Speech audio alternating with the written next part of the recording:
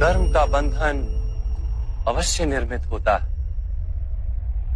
किंतु कार्य का बंधन निर्मित नहीं होता पार्थ। तुम्हें कर्म और कार्य के बीच क्या भेद है, ये जानना आवश्यक है।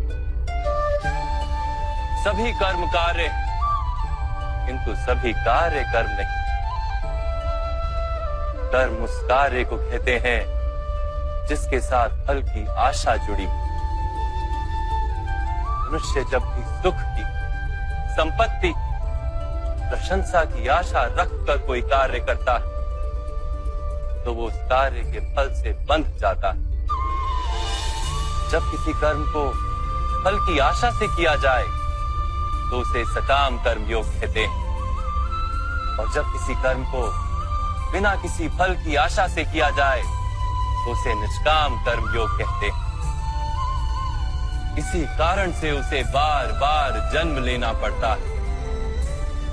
वास्तव में मनुष्य को कोई कर्म नहीं बांधता, कर्म से जुड़ी आशाएं उसे बांधती।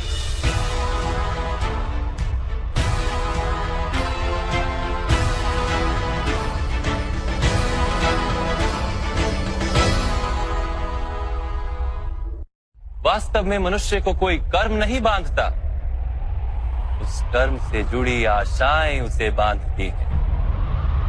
वो कैसे माधव? यदि इस युद्ध में तुम्हें विजय होने की आशा है तो पराजित होने पर तुम्हें भीषण दुख होगा, और वो दुख तुमसे कोई अन्य कार्य करवाएगा जिसके लिए तुम्हें दूसरा जन्म लेना पड़ेगा। और यदि तुम विजयी हुए तो तुम्हारा अहंकार बढ़ेगा, और वो अहंकार तुम्हें विश्व विजय के लिए प्रेरित करेगा, तुमसे हत्याएं करवाएगा और उसका पाप तुम्हें बांधेगा। विचार करो, यदि तुम्हें इस युद्ध में ना विजय का मोह और ना पराजय का भय, तो इस युद्ध के अंत में तुम्हें सुख प्राप्त होगा या दुख प्राप्त होगा? ना सुख माधव, ना ही दुख। अर्थात तुम्हारा सुख, दुख, हताशा, निराशा, अहंकार युद्ध के कारण नहीं है। युद्ध के साथ तुमने जो आशाएं बांधी हुई हैं, उसके कारण है। क्या ये सत्य नहीं है पार्थ?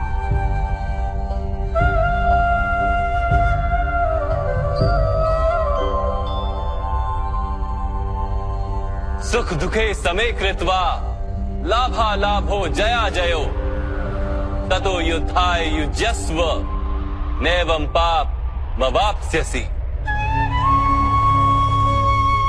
अर्थात सुख दुख को समान मानकर लाभ हानि जय पराजय का विचार किए बिना यदि तुम युद्ध करोगे कौन्तेय, तो तुम पाप के भागी नहीं बनोगे। इसी को कर्म योग कहते हैं। जो सांख्य का ज्ञान प्राप्त कर लेता है वो ये जान लेता है कि वो शरीर नहीं, केवल एक आत्मा है। शरीर के भोग और अनुभव तो केवल मृत्यु तक है, अर्थात वास्तविक नहीं, केवल माया है। उसके लिए कर्मयोगी बनना सरल हो जाता है। परंतु माधव, यदि कार्य से बंधन निश्चित है तो क्या संसार का त्याग करके संन्यास लेना उचित नहीं?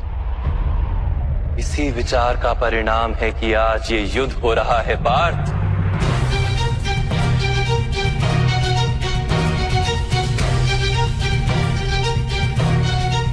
विचार करो, जब सत्व गुण से भरे धर्म को जानने वाले लोग कर्मों का त्याग करते हैं, तब अधर्म से भरे लोग भी संसार को चलाते हैं।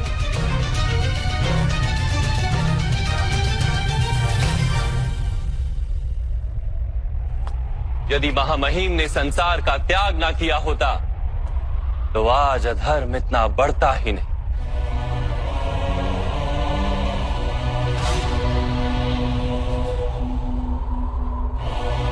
और तुम्हारे पिता ने यदि संन्यास ना लिया होता तो आज भ्राता युधिष्ठिर सुख से राज कर रहे होते।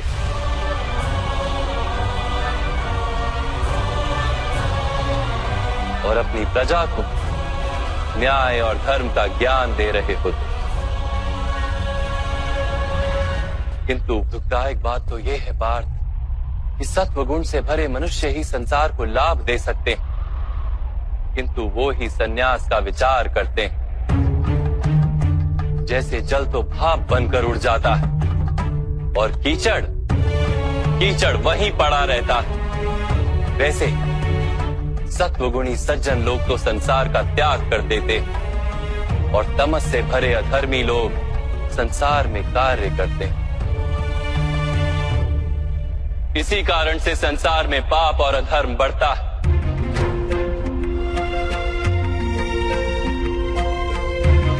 किंतु कर्मयोग इस विचित्र स्थिति से सारे संसार का रक्षण करता है। कर्मयोगी फल की आशा का त्याग करता है, किंतु कर्मों का त्याग नहीं करता।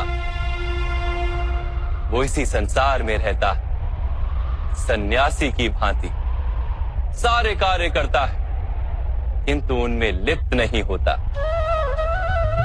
कर्मयोगी अपनी संतानों से, स्वजनों से, अपनी प्रजा से कोई अपेक्षा या आशा नहीं रखता।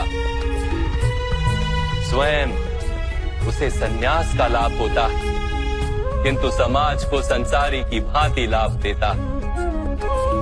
मनुष्य अपनी संतानों के सुख के लिए श्रम करता है माधव।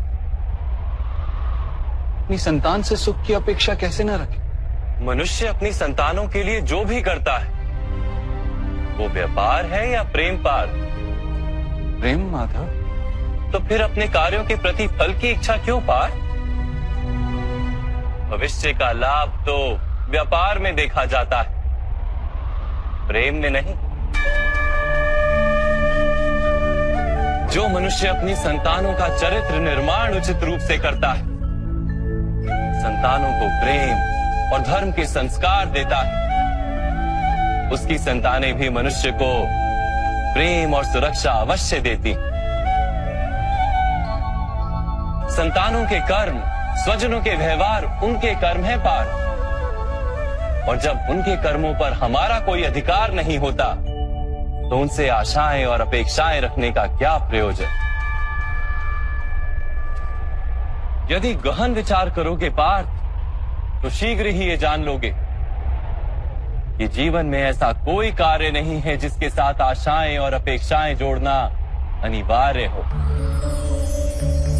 जब सृष्टि ही परमात्मा है और मनुष्य स्वयं परमात्मा का अंश है तो सारे कार्य परमात्मा ही करते हैं, मनुष्य स्वयं कुछ नहीं करता। यही कर्मयोग का मूल सिद्धांत है पार्थ।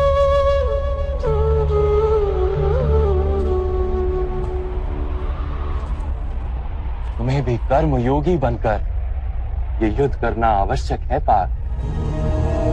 त्रिगुणिया विश्या वेदा निस्त्रिगुण्यो भवार्जुना निर्द्वंद्वो नित्यस्तत्वस्थो निर्योग क्षेम आत्मवान। 3 गुणों का त्याग करके निर्गुण बन जाओ पार्थ। इस द्वंद्व से मुक्त हो जाओ।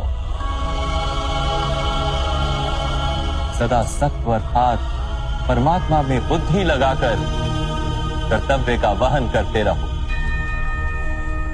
कुछ प्राप्त करने की इच्छा और कुछ प्राप्त किए हुए का रक्षण करने का विचार त्याग दो पार्थ और अपनी आत्मा को स्वतंत्र कर।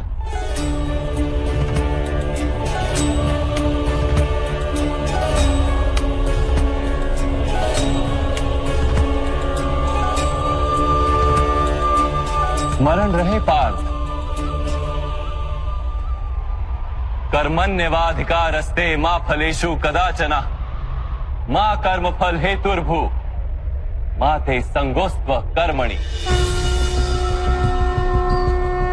तुम्हारा अधिकार तो केवल कर्म करने का है, फल तो ईश्वर के हाथ में। इसलिए ना कर्म से भागना उचित है और ना ही कर्म के फल की आशा रखना उचित है।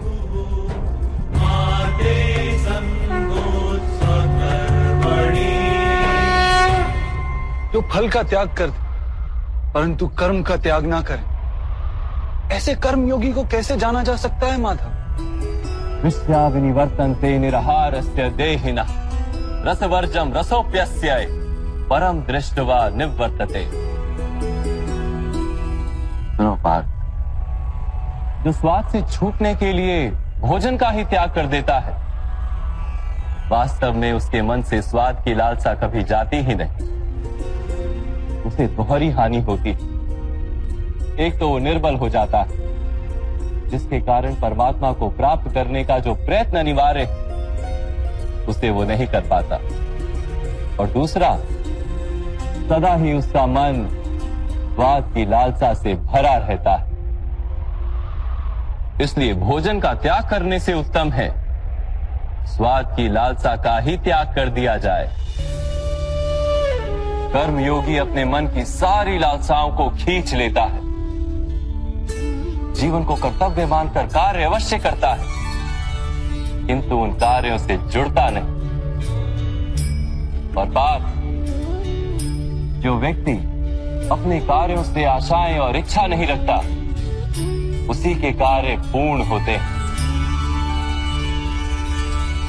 एक असफलता से दुखी होकर जिसका मन डोलता नहीं, एक सफलता से आनंदित होकर जो स्वयं को सर्वश्रेष्ठ नहीं मानता, ऐसे ही व्यक्ति को कर्म योगी कहते हैं। और ऐसा व्यक्ति जीवन में बार बार सफल होता है।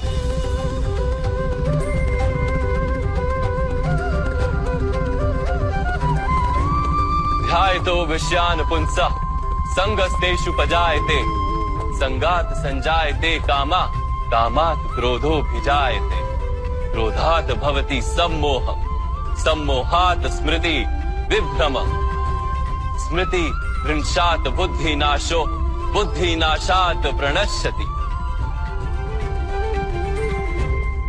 फल की आशा से कामना प्रकट होती है, और कामना का तो स्वभाव है असंतुष्ट रहना। असंतोष से क्रोध उत्पन्न होता है, और क्रोध से मोह जन्मता है। मोह के कारण व्यक्ति आचार और व्यवहार का ज्ञान ही भूल जाता है। ज्ञान के जाने से बुद्धि चली जाती है, अनुचित प्रकार के कार्य होने लगते हैं, और समाज ऐसे व्यक्ति का शत्रु बन जाता है। और अंत में ऐसे मनुष्य पूर्णतः पतन हो जाता है।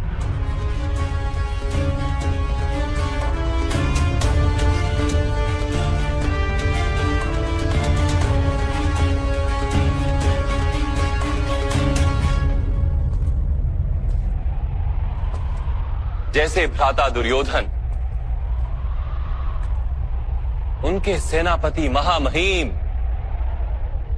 उनके ही शत्रु हैं,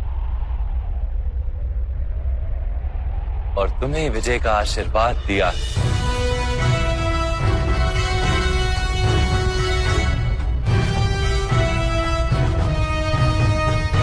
पार्थ, कर्मयोग ब्रह्म विद्या का दूसरा चरण है। परमात्मा में अपनी बुद्धि स्थिर करो, स्वयं को आत्मा जानो, मिथ्या बंधनों से मुक्त हो जाओ,